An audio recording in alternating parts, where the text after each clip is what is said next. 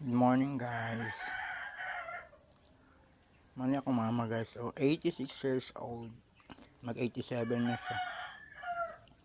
Karon na ako na realize guys ba. Kanang dapat kung napatong mama o papa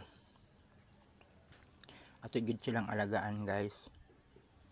Kay wala man sila ay na mag-alaga sa ilaha mo ganing sigurong gipanganak ta nila para ang katigulang nila napay mag-alaga nila.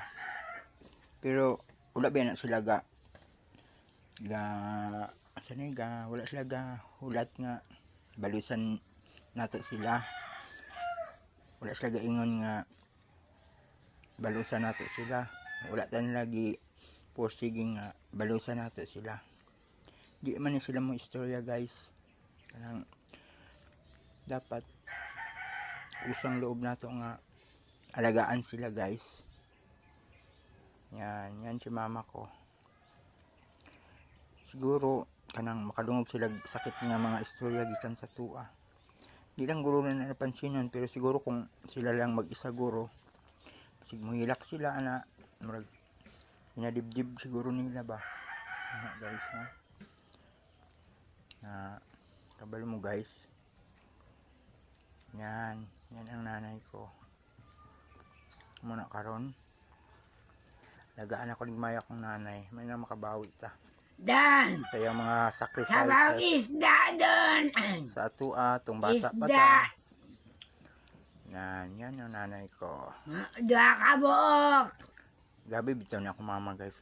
Grabe ka sakripisyo sa mga. Dati pero inumdom Lami higupog sabaw! wala pa akong papa. Kamunggay! Grabe yung sakripisyo niya. Itong pag-eskwela na ako, pag-undang na ako guys. Grabe yung ano niya ano siya ba murag nawadan siya paglaom. Nag-eskwela ko dati magsaysay niya, niuli ko, niundang ko. Course na ako kay education.